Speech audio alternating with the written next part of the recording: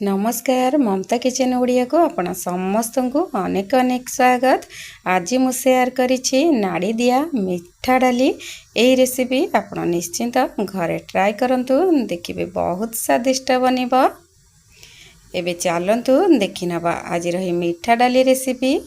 एबे कोन करबा, एबे मु गोटे एमती हांडी नै जाइछि एवं ग्राम हिसाब रे मुठी 250 ग्राम हरड़ डाली नहीं। एबे हरड़ डाली को हांडी रे एमती दे दबा। तापरे 2 रु 3 ग्लास पानी देकी भल भाव रे 2 रु 3 थर एही डाली टिकु भल भाव रे धोई नबा। एबे डाली को मु धोई नहीं।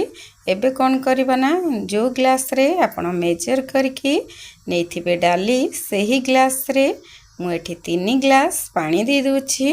आपण अत्यधिक पानी देबे नहीं। गोटे ग्लास डाली पई मु एठी 3 ग्लास पानी दे दूछि। एबे कोन करबा, एबे गैस ऑन करि नबा एवं हांडी टिकु गैस ऊपर बसै नबा। गोटे फुटुणा आसीबा पर्यंत एमते डाली टिकु फुटै नबा। एबे हमर गोटे फुटुणा आसी जाइछि। एबे कौन करबा, एटी अल्प किछि हलदी एवं स्वाद अनुसार लुण दे देबा। एही मीठा डाली बनेबा बहुत सहज होता है एवं बहुत कम समय रे प्रस्तुत हो जाए। एबे मीठा डाली आपनकर 80% हेई आसला बेलकु एटी किछि अदा को छेचिकी दे देबे एवं अल्प किछि 3 रु 4 चम्मच एटी गुड़ दे देबे। तापर कौन करबा ना, एटी गोटे चुटकी हेंगु दे दबा। ए सब को देकी पुणी 10 मिनिट पाखापाखी फुटै नबा।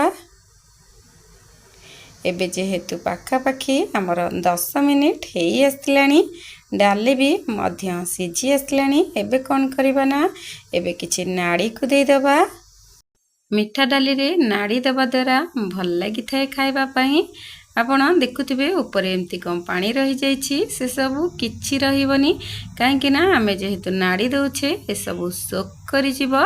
एबे कोन करबा, एबे हाफ चम्मच एठी जीरा दे दबा।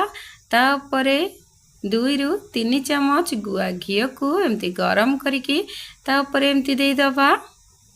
एबे मीठा डाली हमर हे जाइछि। एबे एठी गैस ऑफ करि नउछि। एबे देखंतु हमर एठी मीठा डाली प्रस्तुत हो जाइछि।